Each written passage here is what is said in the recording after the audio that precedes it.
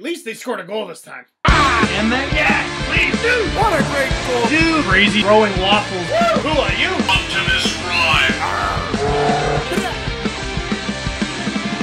Progress. Leafs lose 5-1 to the Calgary Flames, getting outscored 10-1 over the last 2 games. And I just realized that last part rhymed, but the playoffs are soon, so these losses are poorly timed. And it just got really bright, and now I gotta use cardboard. This sucks. Hey, production value. I went to school for this, I swear. That helped a little bit. Anyway, Leafs get kicked in the bum. Now, Ron Wilson's been playing a very you win and you're in type strategy with the goalies. Reimer really lost the last game. Not necessarily his fault that they lost, but he lost. So here's Gustafsson's shot. Had an unreal month of January. He was pretty much the Leafs starter for most of it. So here you go. Here's your chance to get it right back. And Alex Tanguay's goal stunk. You could say maybe it was a nice shot. You can say maybe someone was out of position. But if you're a starting goaltender in this league, you don't let that in the first 5 minutes. Second goal, less his fault. Now, Mike Commissar goes after Jerome McGinley at the blue line, and I understand it's Jerome McGinley. You probably want to cover him. But Kessel, Bozak, and Lupul are all in the neutral zone. Actually, Lupul was just heading off the ice, so not the best time to pinch. Alex Tanguay sees this. Jerome McGinley's like, well, I don't even have to move. Phaneuf's with Jokinen, but now he's like, oh my god, Tanguay, and then Jokinen's fully open, and it was just a cluster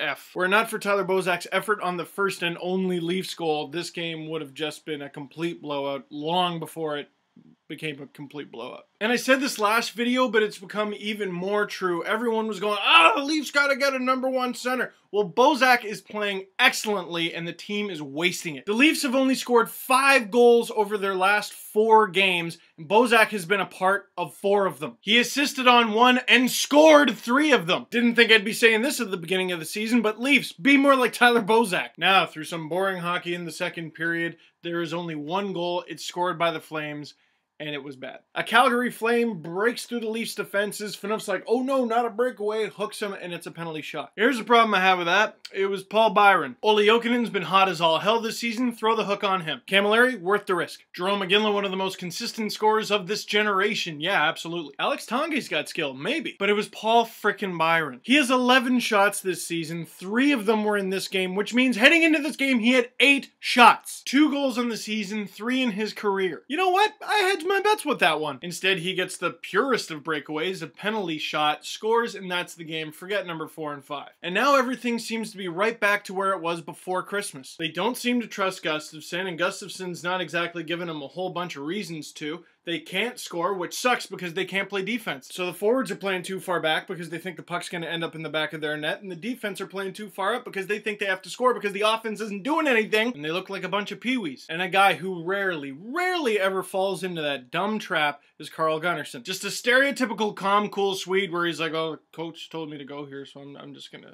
chill. On most nights, I don't even notice Carl Gunnarsson, and I love that about him. You can kind of tie that into girls and Valentine's Day. You never notice anything about me. I have this nice new shirt I wore for you, and I did my hair. You just gotta go, honey, I'm a Leafs fan. It's good when I don't notice something. On this Valentine's Day, will you be my Carl Gunnarsson? Because you think we don't notice all those things you do, but really, in our minds, we're going, damn, girl, you don't know what you do to me with that plus minus. It's been 55 games. You only got 18 penalty minutes. I like that about you. Dat plus minus. I think what I'm trying to say is on Valentine's Day, the Leafs were missing some Gunnarsson love. So the team gave Keith Ollie a booty call-up. This is just taking a turn. Now to summarize things, to end things off, I know what the Leafs need for the playoff stretch. I've figured it out. And I try to be a realist, but this isn't a realistic request, but unfortunately I have to. James Reimer has to be cartoonishly good. Last year I was all, dat goalie! And what resulted was the Leafs almost came back from a 14-point deficit to make the playoffs. Or 12 or something. I don't know, they sucked and then they didn't suck when he was amazing. So who do the Leafs need to get at the trade deadline? Who do they need to trade?